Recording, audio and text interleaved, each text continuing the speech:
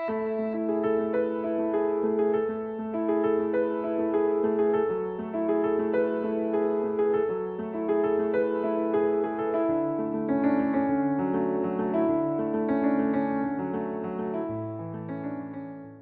शांतिनाथ भगवान की जय। आचार्य भवन की जय। नमो अरिहंताणं, नमो सिद्धाणं, नमो आयत्याणं, नमो अध्यायाणं, नमो दोये सवसाहूणम्। एतो पंच नमोकारो तव पावपनासनो। मङ्गलानन्द सवेतिं परमं हवै मङ्गलम्। परमं हवै मंगलम। श्रीविंदर स्वामी महाराज आपकी आज्ञा, भगवान आपकी आज्ञा, गुरु गुरुनी जी महाराज आपकी आज्ञा। नंदी सूत्र का अर्थ करने की आज्ञा चाहते हैं। अब हम आज अंतिम पड़ाव पर पहुंच गए हैं। नंदी सूत्र का हमारा अंतिम पड़ाव चल रहा है। 12वां अंग देख रहे हैं। 11 अंग हमने देख लिए हैं। श्रुत ज्ञान का मतलब आखिरी ज्ञान का आखिरी अंग अब देखने जा रहे हैं। मतलब अब 5-6 दिनों में हमारा पूरा हो जाएगा। 4-5 क्लासेस हमारी होगी, उसके बाद हमारा नंदी सूत्र पूर्ण हो जाएगा। तो इसमें हमने क्या देखा है, ये जो आज हमें दृष्टिवाद देखना है। दृष्टिवाद सूत्र जो है वो अभी तो लुप्त हो चुका है, अभी वो है नहीं, उपलब्ध नहीं है।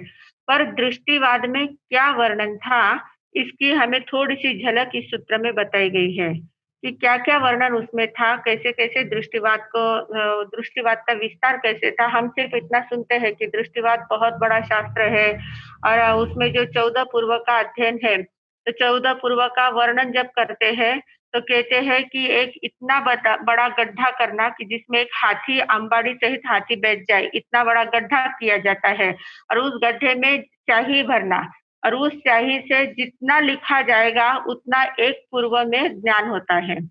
उतनी स्याही से जितना लिखा जाएगा उतना एक पूर्व में ज्ञान होता है। ऐसा शास्त्रों में वर्णन आता है कि इतना मतलब इतना विशाल ज्ञान इसमें होता है दृष्टिवाद में। तो दृष्टिवाद का अर्थ ही क्या होता है? दृष्टि और वाद। दृष्टि यानी क्या? दृष्टि यानी देखने का ढंग होता है। दृष्टि के अनेक अर्थ होते हैं। दृष्टि यानी नेत्र, आँखों की शक्ति, मतलब आँखों से जो हम देखते हैं उसको दृष्टि कहते हैं। एक होता है हमारा दृष्टिकोण होता है। दृष्टिकोण मतलब देखने का नज़रिया होता है। एक सिर्फ देखते हैं और एक देखने का नज़रिया होता है हमारा, तो वो एक नज़रिया। फिर एक ज्ञान होता है। दृष्टि यानी ज्ञान भी, सम्यक दर्शन जिसको कहते हैं। तो ज्ञान ज्ञान होता है, जो भी देखते हैं उससे हमें कुछ बोध प्राप्त होता है, तो बोध प्राप्त करने की दृष्टि होती है। एक होती है हमारी समझ। दृष्टि का अर्थ होता है हमारी समझ, मतलब हमारी दृष्टि से ये बात बराबर है, हमारी दृष्टि से ऐसा है। हम जो बोलते हैं ना कि हमारी दृष्टि से, मेरी दृष्टि से ये बात ऐसी होनी चाहिए। तो ये जो होता है या इसका अर्थ मतलब हमारी समझ। दृष्टि का अर्थ समझ होता है। मेरी समझ से, मेरी दृष्टि से मतलब मेरी समझ से। तो समझ एक अर्थ होता है। दूसरा अभिमत। मत अपन मत देते हैं ना, कि मेरी दृष्टि से ऐसा करना चाहिए। मेरा मत ऐसा है, तो मेरा मत जो है वो भी मेरी दृष्टि है। दृष्टि का ही एक अर्थ होता है मत, अपना मत क्या है, अपना अभिप्राय क्या होता है, वो भी एक दृष्टि का अर्थ होता है। तीसरा होता है कि नय की विचार सरणी, मतलब नय यानी हमने देखा था कि नय 7 प्रकार के होते हैं और नय का अर्थ क्या होता है कि वस्तु के एक अंश को देखना। मतलब वस्तु में अनेक अंश, अनेक धर्मात्मक वस्तु होती है, अनंत धर्मात्मक वस्तु। किसी कोई भी एक वस्तु है, एक पेन है, तो पेन में भी कितने अनेक अनंत धर्म है। ये पुद्गल द्रव्य है। पुद्गल है पर इसमें कोई कहेगा इसको लाल पेन है, कोई कहेगा नहीं काला पेन है, कोई कहेगा कि नहीं नीला चलता है तो नीला पेन है, कोई कहेगा वो नटराज कंपनी का है, कोई कहेगा, ऐसे अलग-अलग प्रकार से उसकी वर्णन हम कर सकते हैं। तो अलग-अलग देखने की दृष्टि अलग-अलग होती है। तो अलग-अलग एक ही विचार को, एक ही नय को मुख्य करना और बाकी के सबको गौण करना, एक ही गुण को मुख्य करना, उसको बोलते हैं नय। एक अंश को बराबर बोलना, एक अंश को मुख्य करके बोलना, बाकी के अंशों को गौण कर देना, उसको नय बोलते हैं। तो नय की एक दृष्टि होती है कि हमारी दृष्टि से ये पेन ऐसा ही है।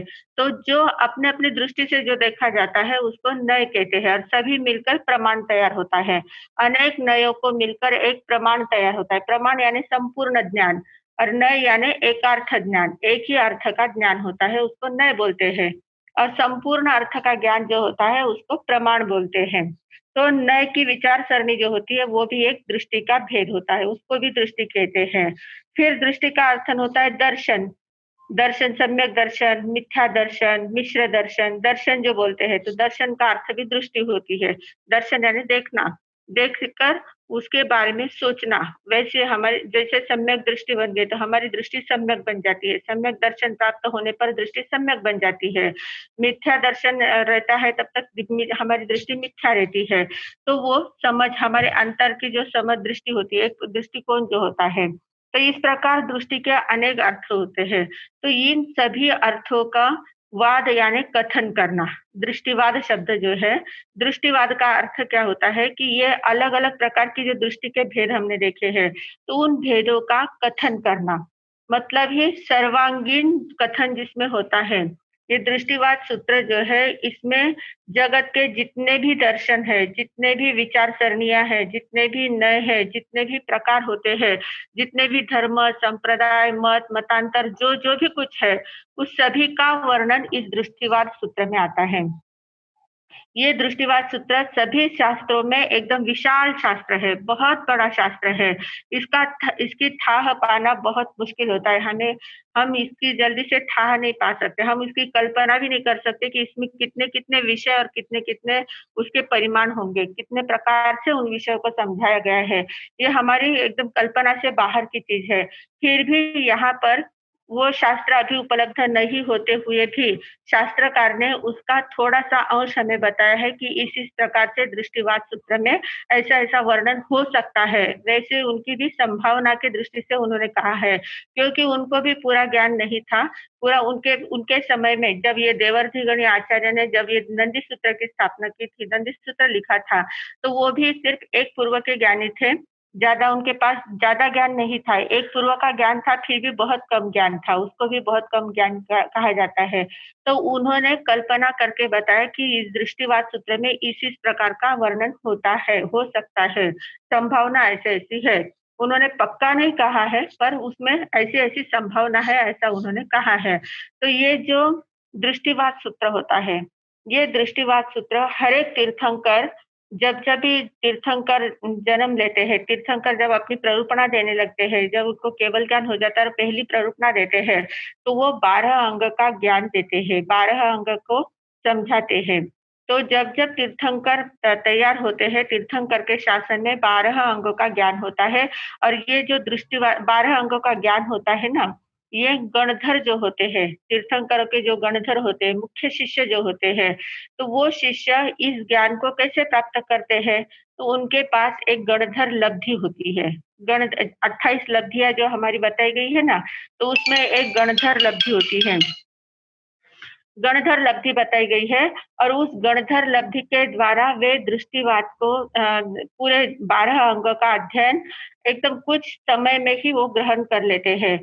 तीर्थंकर उनको सिर्फ 3 सूत्र देते हैं। तीर्थंकर क्या करते हैं, जो गणधर होते हैं, उनको सिर्फ 3 सूत्र देते हैं, उपनेवा, निगमेवा, धुएवा, ऐसे 3 सूत्र देते हैं। इन 3 सूत्रों को वो जब ग्रहण करते हैं, जो गणधर होते हैं, वे इन 3 सूत्रों को सुनते हैं और सुनकर वो ग्रहण करते हैं, आत्मसात करते हैं और आत्मसात कर कर उसका चिंतन जब करने लग जाते हैं, तो चिंतन करते उनके अंदर में 14 पूर्व का ज्ञान पूरा प्रकट हो जाता है।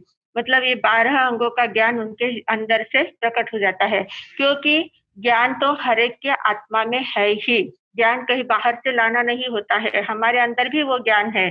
वो दृष्टिवाद का पूरा ज्ञान हमारे अंदर है, पर अभी कैसा है वो ज्ञान? पूरा ढका हुआ है, उसके ऊपर ज्ञानावर्णीय कर्मों का पूरा आवरण आ चुका है, तो वो इसलिए हमें उसका पता नहीं चल रहा है। तो गणधर जब ये तीन सूत्रों की जब साधना करते हैं, तीन सूत्र सुनकर उनका चिंतन मनन करते हैं, तो उनका वो जो आवरण होता है वो आवरण फटाक से हट जाता है और उनका ज्ञान प्रकट हो जाता है। तो उनको अंतर मुहूर्त में इस 14 पूर्व का ज्ञान प्रकट हो जाता है। सीखते नहीं है, वो अंदर से प्रकट होता है। तो इस प्रकार ये दृष्टिवाद में बहुत सारी बातें बताई गई हैं। जितने भी जगत में जितने भी प्राणी हैं, जितनी भी वस्तुएँ हैं, जितने भी द्रव्य हैं, उन सभी का वर्णन सभी दृष्टियों से, सभी प्रकार से किया गया है। अनेक विचार सरणियों से, अनेक चिंतन मनन से, अनेक धर्म संप्रदाय के मतांतर से सभी प्रकार का वर्णन इसमें आता है। इतना विशाल ये दृष्टिवाद सूत्र है।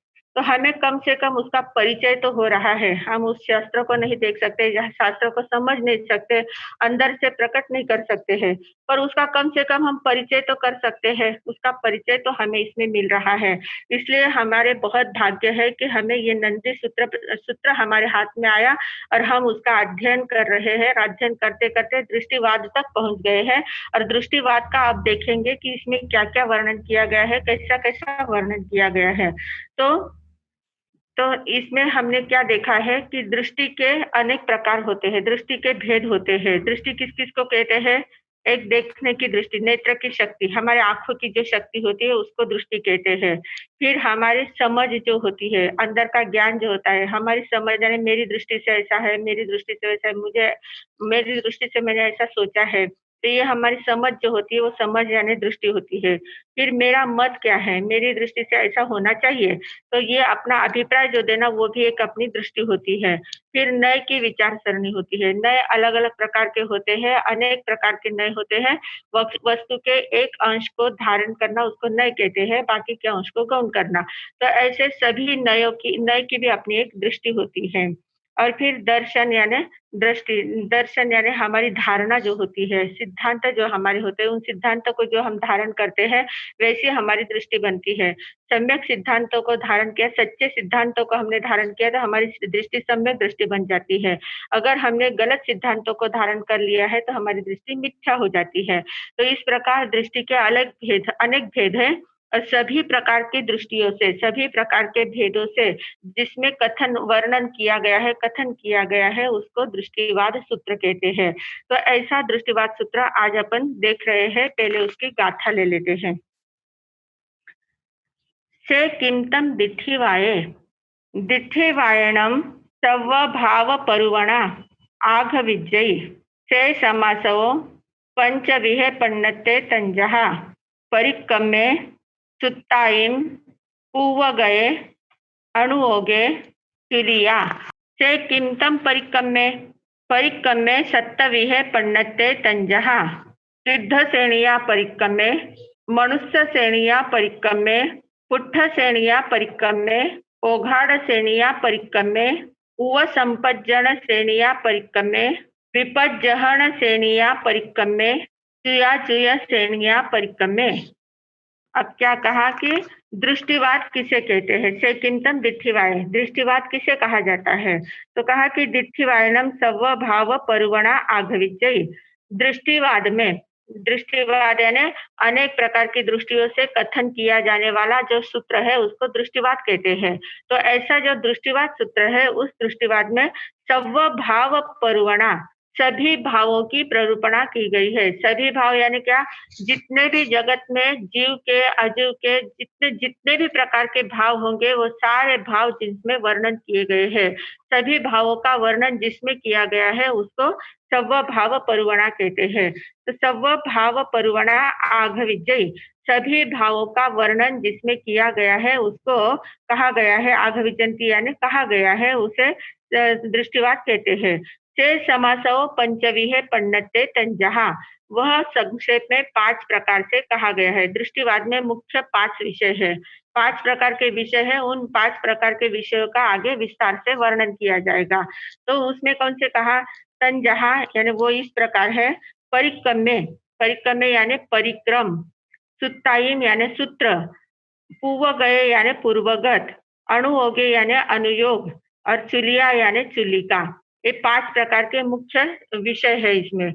परिक्रम सूत्र, पूर्वगत, अनुयोग और चुलिका।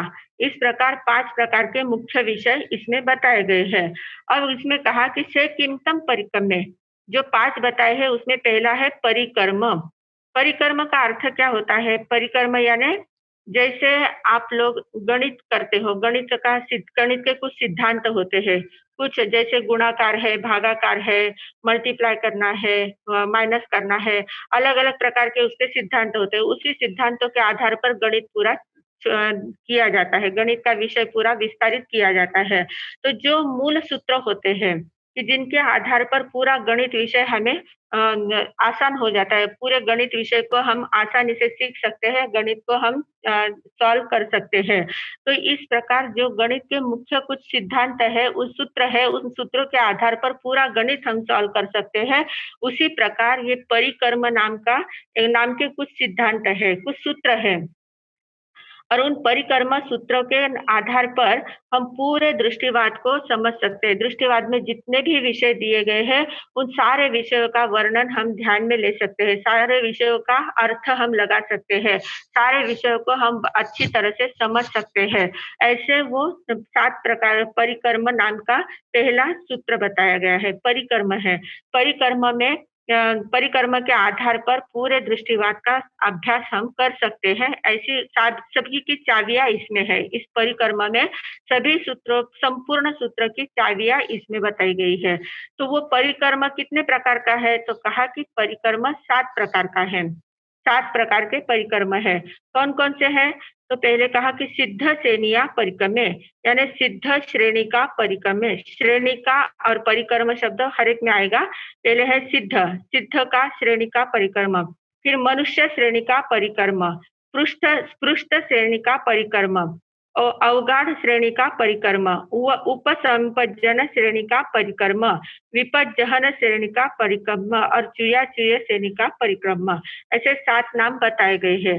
अब ये 7 नाम जो बताए हैं, इनका भी एक-एक में विशेष अर्थ है और उसका विशेष वर्णन किया गया है। तो पहला जो है सिद्ध श्रेणिया परिकर्म।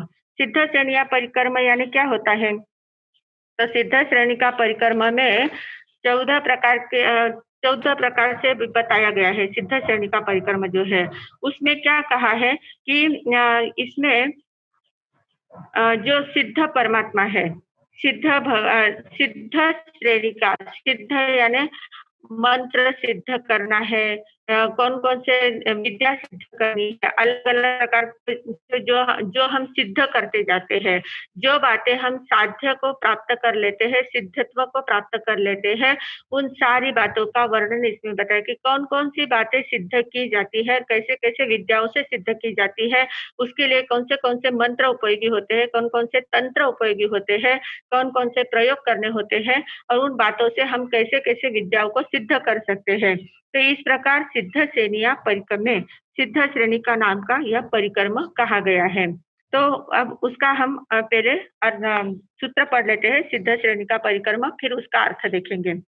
से किमतम सिद्ध श्रेणिया परिकर्मे, सिद्ध श्रेणिया परिकर्मे 14 वीहे पन्नते तंजहा, माउगा पयायिम, एगठ्ठिय पयायिम, अट्ठ पयायिम, पाढ़ो आगास पयायिम, केऊ भूयम, राशिबद्धम, एक गुणम दुगुणम त्रिगुणम, केऊ भूयम पडिग्गहो, संसार पडिग्गहो, नंदावत्तम, सिद्धावत्तम, श्वेतम सिद्ध श्रेणिया परिकर्मे।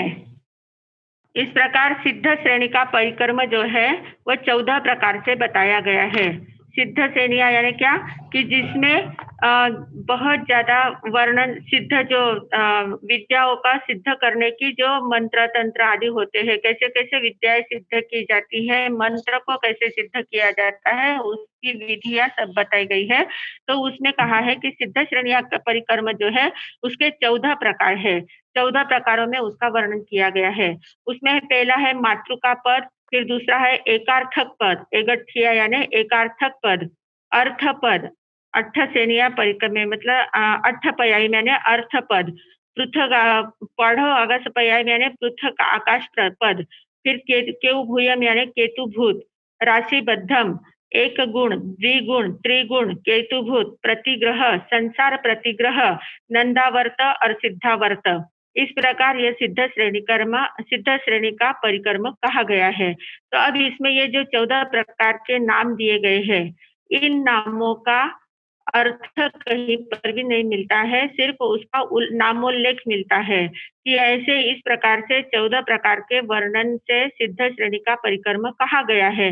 पर अब चूंकि ये पूरा शास्त्र लुप्त हो चुका है, पर लुप्त होने के बाद भी हमें सिर्फ उसके नामोल्लेख मिला है कि उसमें कौन-कौन से विषय कहे गए हैं, और उन विषयों का हम सिर्फ अंदाज लगा सकते हैं कि इसमें इस प्रकार का वर्णन किया गया होगा।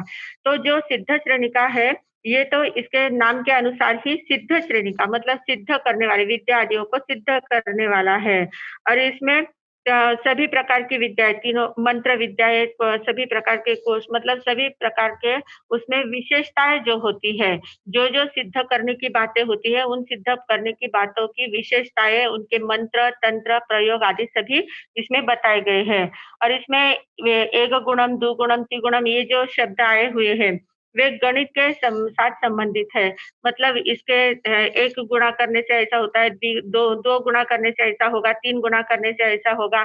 इस प्रकार के उसके अलग-अलग प्रकार से वो मंत्रों की सिद्धियाँ बताई गई है। तो ये सिर्फ हम इतना जान सकते हैं कि इसमें इतना वर्णन किया गया है, पर उसका डिटेल में जो चाहिए वो वर्णन हमें कहीं पर भी नहीं मिलता है, क्योंकि ये सूत्र अभी लुप्त हो चुका है। पर फिर भी हम जान रहे हैं कि उसमें क्या-क्या बातें हैं। तो अब ये जो 14 बातें हमने देखी है, माऊगापयम, एकठ्ठेपयम, अट्ठपयम, पाड़ोगसपयम वगैरह, ये जो 14 बातें होती है, ये 14 बातें सातों सातों इसमें आएगी। पहले 2 में 14 बातें आएगी, मनुष्य श्रेणिका में, और सिद्ध श्रेणिका में 14-14 बातें आएगी, और आगे के जो 5 श्रेणिका है उसमें 11-11 बातें आएगी। शुरू के 3 बातें उसमें नहीं आएगी, 11-11 बातों का वर्णन आएगा। तो सेम ऐसे ही वो आगे 7 बातें तक है। सिर्फ हम देखेंगे कि मनुष्य श्रेणिका में किसका वर्णन है, स्पृष्ट श्रेणिका में किसका वर्णन है, ये बताएँगे। पर ये 11-12 जो 11 और 14 जो भेद है, उन भेदों का वर्णन हमें कहीं पर भी नहीं मिलता है, सिर्फ हम उसका अनुमान लगा सकते हैं, बाकी कुछ नहीं कर सकते। तो इस प्रकार इसमें बताया गया है। तो ये सिद्ध श्रेणी का परिक्रम जो है, उसमें क्या बातें बताई है कि कौन-कौन सी विद्याएँ कैसे-कैसे सिद्ध की जाती है, मंत्र कैसे सिद्ध किए जाते हैं, इसके अलग-अलग प्रयोग बताए गए हैं। तो उन प्रयोगों को करके फिर इसी कारण से जो 14 पूर्वधारी लोग होते थे, उनके पास अनेक प्रकार की विद्याएँ होती थी, अनेक प्रकार की उनकी लब्धियाँ प्रकट हो जाती थी, अनेक प्रकार के कुतूहल उनके जीवन में होते थे, पर उसका वो उपयोग नहीं करते थे। सिर्फ़ उनके अंदर में सभी प्रकार की संभावनाएँ होती थी, पर उनका उपयोग करना उनको निषिद्ध है, क्योंकि जो जितना गहरा ज्ञानी होता है, जिसका ज्ञान जितना गहरा होता है ना, वो उतना कुतूहल से दूर रहता है। वो कभी कुतूहल बताता नहीं है। देखो मुझे इतना आता है, मुझे वैसा आता है, मैं ऐसा कर सकता हूँ, मैं वैसा कर सकता हूँ। ऐसी बातें कभी ज्ञानी लोग नहीं कर सकते। जो अधजल गगरी जिसकी होती है, जो थोड़ा बहुत सीख लेते हैं, थोड़ी बहुत विद्याओं को हासिल कर लेते हैं, वो अपना प्रदर्शन बताते जाते हैं। वो प्रदर्शन चमत्कार वगैरह वो बताते हैं। जिनको ये 14 पूर्व का ज्ञान होता है ना, उनमें बहुत प्रकार की विद्याएँ होती है। जैसे हम लोग सुनते हैं कि स्थूलीभद्र जो है, स्थूलीभद्र को 10 पूर्व का ज्ञान बताया गया था। 10 पूर्व का ज्ञान सिखाया था किसने? ब भद्रबाहु स्वामी जी ने। भद्रबाहु स्वामी जी ने स्थूलीभद्र को 10 पूर्व तक का अध्ययन सिखाया था। वो नेपाल में थे, नेपाल में स्थूलीभद्र गए थे और वहाँ पर उनको ज्ञान सिखाया था। और जब वो वापस अपने देश में आए और अपने बिहार में वो रहते थे, तो बिहार में वो जब पधारे, तो स्थूलीभद्र की 7 बहनों ने भी दीक्षा ली हुई थी। 7 बहनों ने भी दीक्षा ली थी और उनको बहुत गर्व था कि हमारे भाई ने दीक्षा ली है और वो बहुत पूर्व का अध्ययन कर रहा है। इसलिए उनको बहुत ज़्यादा उत्सुकता थी उनको मिलने की।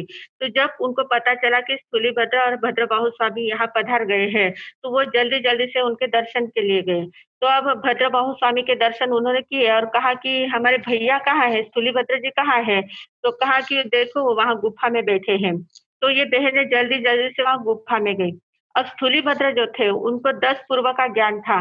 तो 10 पूर्व का ज्ञान होने के कारण से उनको लगा कि मेरी बहनें मेरे दर्शन के लिए आ रही है, तो मैं ऐसे सीधे-सीधे क्या दर्शन दूँ उनको? कुछ तो भी विशेषता से दर्शन देना चाहिए ना, मेरे पास इतनी मैंने विद्या सीखी है तो उसका कुछ उपयोग करना चाहिए।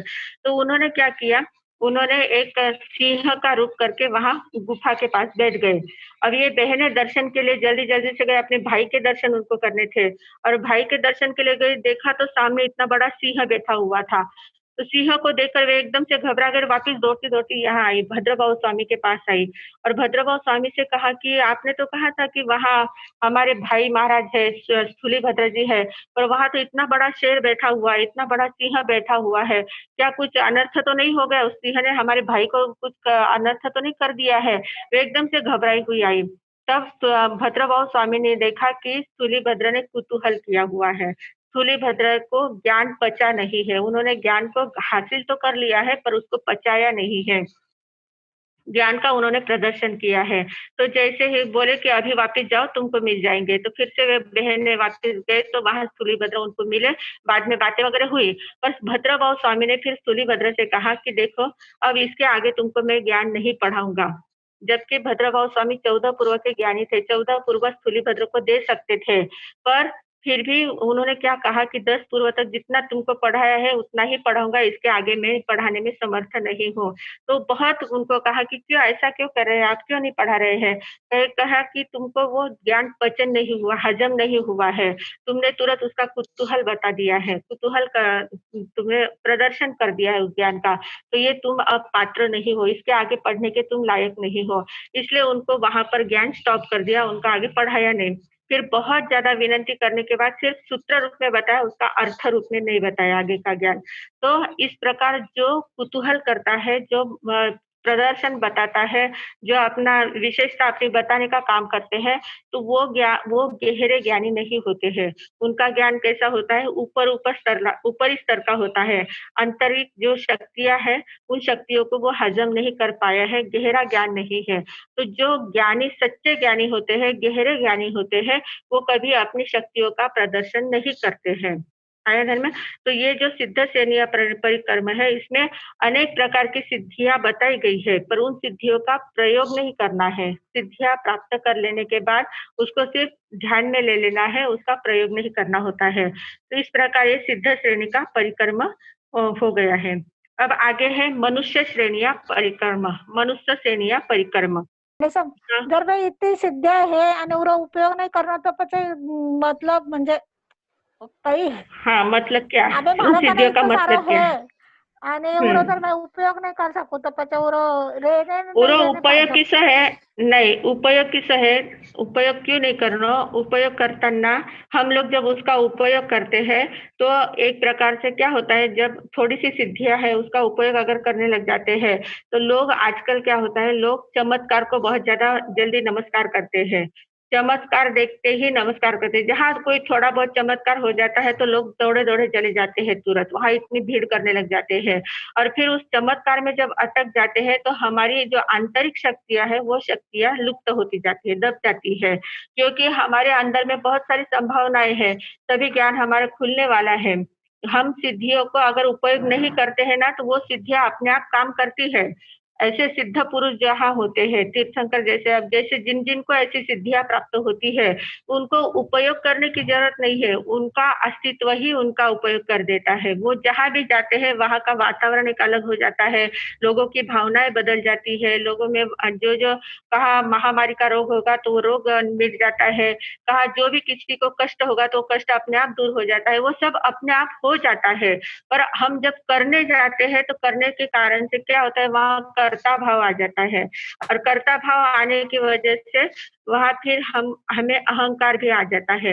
अहंकार, कर्ता भाव आ जाने के कारण से हमारी कषाय बढ़ जाती है और कषाय जब बढ़ जाती है, तो हमारा ज्ञान लुप्त हो जाता है, ज्ञान दबता जाता है, वापस ज्ञानावन्य कर्म उसके ऊपर आवृत्त हो जाता है। तो इसलिए हमें अपनी शक्तियों को टिकाए रखने के लिए, अपनी शक्तियों को वृद्धिंगत करने के लिए प्रदर्शन नहीं करना है। अगर प्रदर्शन करते हैं, तो हमारी शक्तियाँ लुप्त हो सकती है, क्योंकि प्रदर्शन में तो बहुत जल्दी से प्रसिद्धि मिल जाती है और कहाँ-कहाँ कहाँ नाम तो इतना जल्दी से हो जाता है। आजकल तो मीडिया में कहाँ से कहाँ नाम हो जाएगा। कितना प्रदर्शन, थोड़ा सा प्रदर्शन किया तो कहाँ से पूरे विश्व में नाम हो जाएगा। और जितना नाम बड़ा हो जाता है उतना अहंकार बड़ा होता जाता है, और जितना अहंकार बड़ा होता जाता है फिर उसमें थोड़ा सा मन जैसा नहीं हुआ, थोड़ा सा इधर उधर किसी ने थोड़ा सा कमी कुछ कम ज्यादा बोल दिया तो तुरंत गुस्सा आ जाता है। फिर एक सभी प्रकार की कषाय वहां उत्पन्न हो जाती है, और कषाय जितनी ज्यादा बढ़ जाती है तो उतनी हमारी शक्ति दब जाती है। इसलिए प्रदर्शन नहीं करना है। आया ध्यान में? आगे है मनुष्य श्रेणिया परिक्रम्य। छे किमतम मनुष्य श्रेणिया परिक्रम्य। मनुष्य श्रेणिया परिक्रम्य 14 पण्णते तंजहा। माउगा पयायीम एगठीय पयायीम अट्ठ पयायीम पाढ़ो आगास पयायीम केउ भूयम राशिबद्धम एक गुणम तु गुणम ति गुणम केउ भूयम पडिग्गहो संसार पडिग्गहो नंदावत्तम मनुष्यावत्तम श्वेतम मनुष्य श्रेणिया परिक्रम्य। ये सातों श्रेणियों में सिर्फ उदाहरण सभी एक जैसे ही आएंगे। ये 14 नाम, इन दोनों में 14 नाम आए हैं, आगे यही 11 नाम आएंगे। बाकी इसमें विशेषता नहीं बताई है। पर मनुष्य श्रेणी का यानी क्या है? से किमतम मनुष्य श्रेणिया परिक्रम्य। मनुष्य श्रेणी का क्या है? मनुष्य श्रेणी का में कितने प्रकार है? तो 14 प्रकार है। तो उसमें मनुष्य श्रेणी का अर्थ क्या होता है कि इसमें मनुष्य संबंधी बहुत सारी बातों का वर्णन किया गया है। और मनुष्य संबंधी कैसे है कि मनुष्य भव्य है या अभव्य है, भवी जीव है या अभवी जीव है। फिर परित्त संसारी यानी बहुत जल्दी मोक्ष में जाने वाला है, या अनंत संसारी है, या अनंत संसार में परिभ्रमण करने वाला है। कि चरम शरीरी है या अचरम शरीरी है। चरम शरीरी यानी जिनका अंतिम समय, अंतिम शरीर जिन्होंने धारण किया है, अब इसी भव में वे मोक्ष में पधारने वाले हैं, उनको चरम शरीरी कहते हैं। तो चरम यानी अंतिम, अंतिम शरीर जिन्होंने प्राप्त कर लिया है, या और बहुत सारे शरीर वो प्राप्त करने वाले, मतलब बहुत जन्म मरण अभी बाकी है। तो चरम शरीरी और अचरम शरीरी।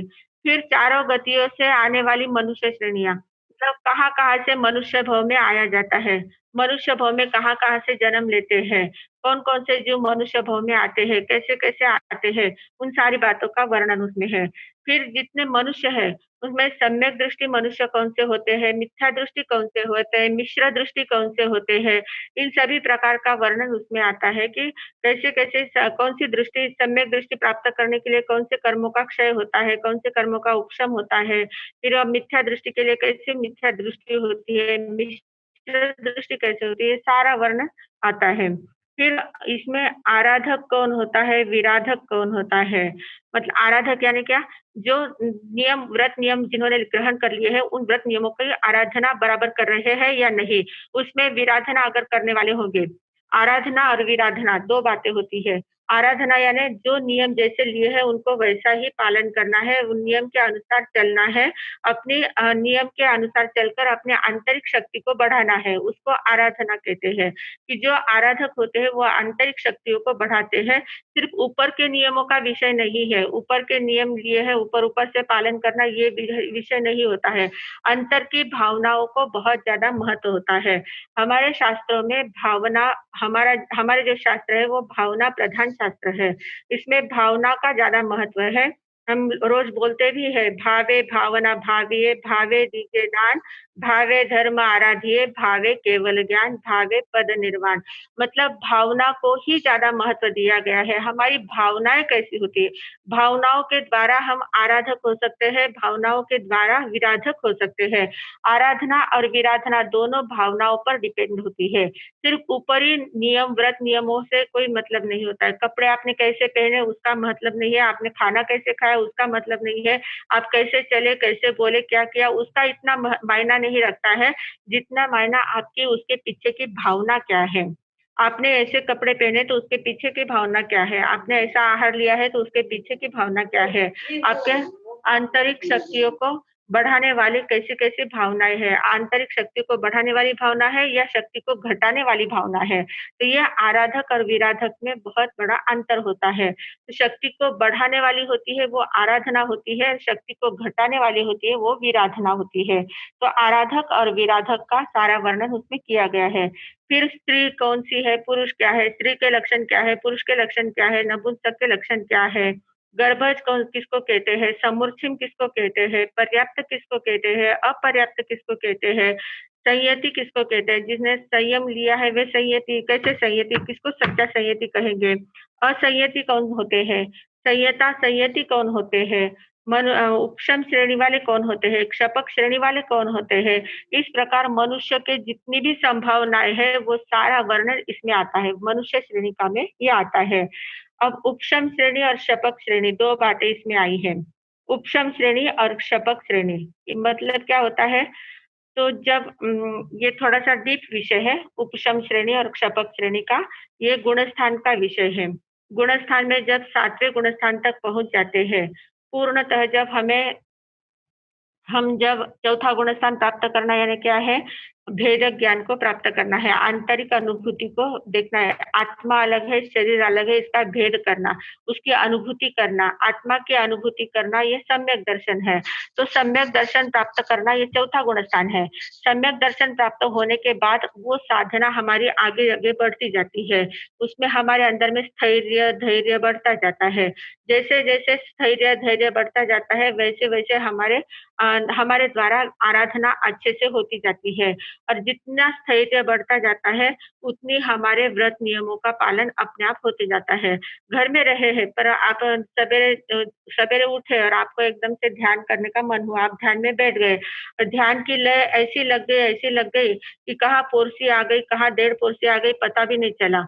कहाँ 11 बज गए, पता भी नहीं चला और इतनी देर तक आपकी सहजता से तपश्चर्या हो गई। आपने तपश्चर्या की नहीं है, बचकान नहीं लिए है, पर आपकी सहजता से जो ये तपश्चर्या बहुत मायने रखती है क्योंकि इसमें आपने सहजता से हुआ है, जानबूझकर आपने लिया है, किसी को बताने के लिए नहीं किया है या बचकान लेकर ऐसा अपने ऊपर दड़पन लाके नहीं किया है। ये सहजता से हो जाती है, तो ऐसी सहजता से जो तपश्चर्या हो जाती है, सहजता से कितनी वस्तुएँ हमारी छूट जाती है, खाने की कितनी टेस्ट हमारी बदल जाती है, किसमें बहुत रस हमारा कम होता जाता है। तो इस सहजता से बातें जो छूटती जाती है, तो वो 5वां गुणस्थान होता है। इसमें सहजता से विरति हमारी आती जाती है। थोड़ा-थोड़े व्रत, नियम, प्रत्याख्यान वगैरह हम लेने लग जाते हैं। तो ये गृहस्थ अवस्था का 5वां गुणस्थान होता है। और फिर इसी में ये साधना जब आगे-आगे बढ़ने लग जाती है, तो हमारा छठा, 7वां गुणस्थान आता है। उसमें होता है अप्रमत्त अवस्था आ जाती है। अप्रमत्त अवस्था यानी क्या? कि सिर्फ आत्मा में ही रहना है, बाहर में गए कि प्रमत्त हो गए, अंदर रहे कि अप्रमत्त रहे। तो ये छठा, 7वां गुण मतलब संसार हमारा अपने आप छूट जाता है। घर छोड़ना नहीं पड़ता है, घर छूट जाता है। अंदर से घर के प्रति आसक्ति जो होती है, वो सारी छूट जाती है। परिवार की आसक्ति छूट जाती है, सिर्फ अपनी साधना में आगे बढ़ते जाते हैं। ऐसी अवस्था जब आती है, तब उसको कहते हैं छठा, 7वां गुणस्थान आया है। 7वें गुणस्थान में अप्रमत्त अवस्था होती है, छठे गुणस्थान में प्रमत्त अवस्था होती है। तो 7वां गुणस्थान में हम कंटिन्यू ज़्यादा देर तक नहीं रह सकते हैं, अंतर मुहूर्त तक ज़्यादा से ज़्यादा रह सकते हैं, उससे ज़्यादा 7वें गुणस्थान में नहीं रह सकते। तो तुरंत हमको बाहर आना ही पड़ता है। तो ये अंदर जाना, अंदर के आनंद की अनुभूति लेना, फिर बाहर आना। बाहर में जो संयम के उपयोगी जितने भी कार्य हैं, वो सारे करते जाना, व्याख्यान देना है, पढ़ाना है, स्वाध्याय करना है, गोचरी पानी लाना है, ये जो भी जितने भी काम है संयमी के जीवन के जितने भी काम होते हैं, वो सारे काम करना फिर भी उसको प्रमत्त अवस्था कहते हैं। बाहर में आए हैं ना, बाहर में कर रहे हैं, तो बाहर आत्मा को छोड़कर बाहर में जितने भी कार्य किए जाते हैं, वो सारे प्रमत्त कहते हैं, वो प्रमादी अवस्था हो जाती है। तो वो छठा गुणस्थान हो जाता है। फिर वापस अंतर में गए, अंतर की अनुभूति ली, उसको गटागटी बोलते हैं। अंदर का आनंद लेना, उसको गटागटी बोलते हैं। तो अंदर के आनंद लिया, एक गटागटी ले ली, वापस बाहर आ गए। वापिस अंदर गए, वापिस बाहर आए। ऐसी जो झूले में झूलने जैसी अवस्था होती है। छठे सातवें में जो झूलते हैं, वो उत्कृष्ट मुनि होते हैं, संत होते हैं, उत्कृष्ट जाति के संत होते हैं। तो वो छठे सातवें गुणस्थान में झूलते रहते हैं। तो ये 7वें गुणस्थान की अवस्था तक जो पहुँच जाते हैं, तो 7वां गुणस्थान है अप्रमत्त अवस्था। तो वहाँ मैंने अभी कहा था कि वहाँ ज़्यादा देर तक अंतर्मुहूर्त तक ही रुक सकते, ज़्यादा वहाँ रुकते नहीं हैं, वापस बाहर आ जाते हैं। पर जिनकी अवस्था और भी आगे बढ़ जाती है, जिनकी स्टेप और बढ़ जाती है, तो वो क्या करते हैं 7वें गुणस्थान में पहुँचने के बाद उनकी स्थिरता और ज़्यादा बढ़ती जाती है और स्थिरता बढ़ने के बाद वो आगे बढ़ते जाते हैं, आगे बढ़ते अंतर्मुहूर्त से भी ज़्यादा थोड़ी देर तक वो रुक जाते हैं, ज़्यादा देर तक और ज़्यादा देर तक रुकने के बाद फिर उनकी श्रेणियाँ शुरू होती है, श्रेणी मानते हैं वो। मतलब 7वें गुणस्थान में अप्रमत्तावस्था आ गई, वहाँ पर क्षायिक सम्यक्त्व को वो प्राप्त कर लेते हैं। क्षायिक सम्यक्त्व यानी क्या? कि जो अनंतानुबंधी कषाय और सम्यक्त्व मोहनीय, मिश्र मोहनीय और मिथ्यात्व मोहनीय, इन 7 प्रकृतियों का पूर्णतः क्षय कर देते हैं। अभी तक उनका उपशम या क्षय उपशम था, पर बाद में अभी क्षय कर दे। क्षय करना मतलब पूरी तरह से निकाल देना। वो शक्तियाँ वापिस वो जो प्रकृतियाँ है, कर्म प्रकृति का जो जो वे विषय है, वो उनके जीवन में कभी आते ही नहीं है, एकदम से वो निकल जाते हैं। तो उनको कहते हैं क्षय हो जाना। तो जो क्षय कर लेते हैं, वो क्षपक श्रेणी चढ़ते हैं, फिर आगे-आगे बढ़ते जाते हैं। 8वें गुणस्थान 8वें से 90, 90 से 10वें, 10वें से 12वें में जाते हैं और 12वें से डायरेक्ट उनको केवल ज्ञान प्राप्त हो जाता है। ऐसी अवस्था होती है, उनको बोलते हैं श्रेणी चढ़ना। जो 7वें से आगे बढ़ता है, वो फिर या तो 12वें में जाके आगे बढ़ जाएगा, 13वें गुणस्थान में जाके रुकेगा या अगर उपशम श्रेणी एक होती है, उपशम श्रेणी यानी प्रकृतियों को दबाते-दबाते आगे बढ़ना है, दबाना है, अभी नष्ट नहीं किया है पर दबा दिया है। तो दबाना दबाना उसको उपशम बोलते हैं, निकाल ही देना उसको क्षय बोलते हैं। तो जो दबाते-दबाते आगे चलते हैं, तो आगे चलते-चलते ज़्यादा से ज़्यादा वो 11वें गुणस्थान तक पहुँचते हैं और 11वें गुणस्थान से आगे वो नहीं जा पाते क्योंकि सिर्फ दबाई है ना, तो दबाने के बाद वो 11वें गुणस्थान में वापिस वो प्रकृतियाँ उदय में आ जाती है और वापिस वो नीचे गिर जाते हैं, वापिस वो चौथे गुणस्थान तक भी आ सकते हैं। तो ये उपशम श्रेणी एक होती है, एक शपक श्रेणी होती है। शपक श्रेणी वाला डायरेक्ट 13वें गुणस्थान तक पहुँच जाता है। उपशम श्रेणी वाला जो होता है वो 11वें गुणस्थान तक पहुँचकर नीचे गिर जाता है। तो इस प्रकार ये 2 प्रकार की श्रेणियाँ होती है। तो इन श्रेणियों का भी वर्णन कहा किया गया है कि कौन से जीव कौन-कौन सी श्रेणियाँ कैसे-कैसे चढ़ते हैं, कैसे आगे अपनी उन्नति करते जाते हैं, आत्मा का स्तर कैसे-कैसे आगे बढ़ाते जाते हैं, कहाँ कैसे-कैसे ऊपर-ऊपर उठते जाते हैं, उसका सारा वर्णन इसमें किया गया है। ये हुआ मनुष्य श्रेणी का परिक्रम। मनुष्य श्रेणियाँ परिक्रम में इन सभी बातों का वर्णन किया गया है। मतलब मनुष्य के संबंधित जितने भी विषय हैं, मनुष्य के संबंध से जितने भी भेदाभेद जितने भी प्रकार होंगे, वे सारे का सारा वर्णन इसमें किया गया है, उसको मनुष्य श्रेणियाँ परिक्रम्य कहते हैं। आया ध्यान में? मनुष्य श्रेणी का परिक्रमा। ये गुणस्थान का विषय थोड़ा-सा कठिन है, पर अभी सिर्फ शब्द कान में गए हैं, तो भी बहुत बड़ी बात है। आपको थोड़ा-थोड़ा ध्यान में आएगा, फिर जब विषय आगे कभी आएगा, तो आपको उसमें विस्तार से ध्यान में आ सकता है। अभी मैंने बहुत शॉर्ट में आपको बता दिया है, पर ये बहुत विस्तार का विषय है, बहुत बड़ा विषय है। गुणस्थान का विषय बहुत बड़ा विषय है, पर वो गुणस्थान यानी क्या होता है कि आत्मा के गुणों का विकास होने की क्रमिक अवस्था। आत्मा के गुणों के विकास होने की क्रमिक अवस्था, उसको गुणस्थान कहते हैं। गुणों का स्थान, एक-एक स्थान बढ़ता जाता है, ऊपर-ऊपर, ऊपर-ऊपर चढ़ते जाते हैं। ऐसे 14 प्रकार के गुणस्थान होते हैं, 14 सीढ़ियाँ होती है। 14 सीढ़ियों में चौथी सीढ़ी जो होती है, वहाँ हमें सम्यक दर्शन की प्राप्ति होती है। और सम्यक दर्शन की प्राप्ति चौथा सीढ़ी में, वहाँ व्रत प्रत्याख्यान नहीं लेते, पर सिर्फ सम्यक दृष्टि प्राप्त हो जाती है। 5वें में थोड़े बहुत व्रत प्रत्याख्यान लेते हैं, पर गृहस्थ अवस्था में रहते हैं। 6ठे 7वें में संयमी अवस्था होती है और 7वें 8वें से आगे फिर वितरागता की ओर बढ़ते जाते हैं, वितराग अवस्था को प्राप्त कर लेते हैं। तो इस प्रकार ये श्रेणियाँ होती है। पहला गुणस्थान मिथ्यात्व का होता है, दूसरा गुणस्थान वो होता है जिसको सास्वादन कहते हैं। सास्वादन गुणस्थान यानी क्या? कि चौथे गुणस्थान में गए हैं, चौथे गुणस्थान से नीचे गिर गए, वापिस मतलब मिथ्यात्व अवस्था में आ गए। सम्यक तो प्राप्त किया था, पर वापिस कर्मों का उदय आ गया, तो वापिस मिथ्यात्व में आ गए। तो उसको कहते हैं जब नीचे गिरने की अवस्था होती है, उसको सास्वादन गुणस्थान कहते हैं। ये बहुत थोड़े समय का होता है, 5-6 समय का जितना रहता है, ज़्यादा समय नहीं रहता है। तो गिरने की अवस्था है, मतलब अभी मैंने कहा ना 11वें गुणस्थान से भी नीचे गिर सकते हैं, तो गिरने की जो अवस्था होती है उसको सास्वादन गुणस्थान कहते हैं। और एक तीसरा गुणस्थान होता है मिश्र अवस्था, मिश्र गुणस्थान। मिश्र गुण स्थान यानी क्या कि सम्यक्त्व प्राप्त कर लिया है, सम्यक्त्व का एक बार आस्वाद ले लिया है। मैं कौन हूँ, मेरा अस्तित्व क्या है, आत्मा क्या है, परमात्मा क्या है, शरीर क्या है, इसका भेद ज्ञान कर लिया है।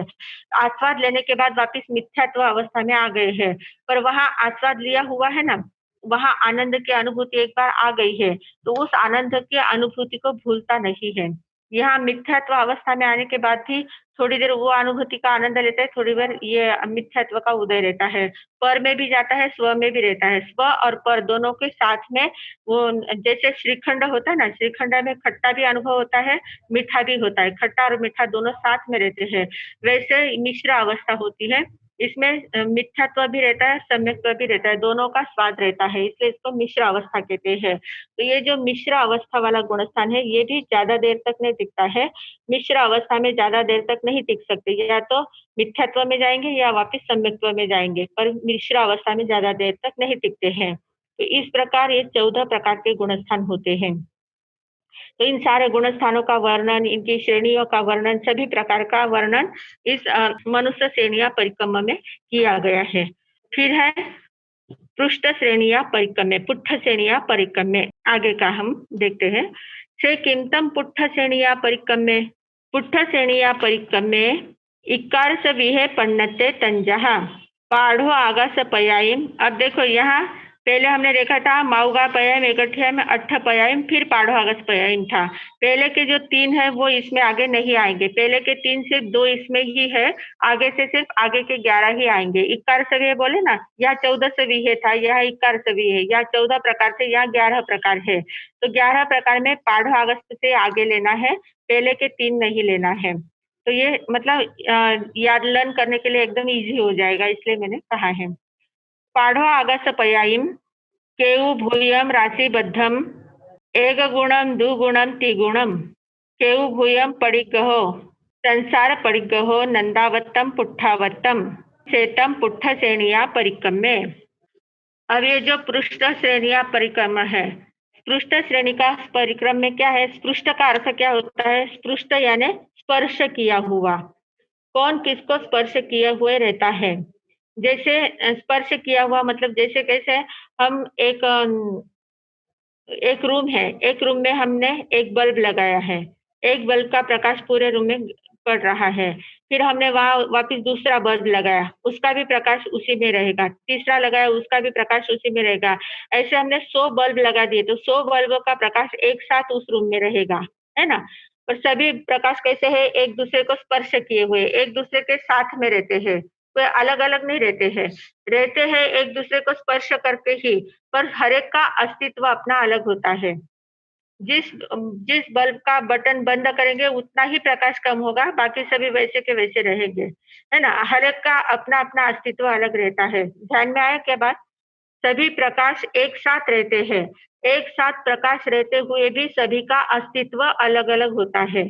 सभी एक दूसरों को स्पर्श किए हुए होते हैं, एक में रहते हैं, एक में एक के साथ मिले हुए रहते हैं, एक साथ रहते हैं, एक ही स्थान में रहते हैं, फिर भी हर एक का अस्तित्व अलग अलग होता है।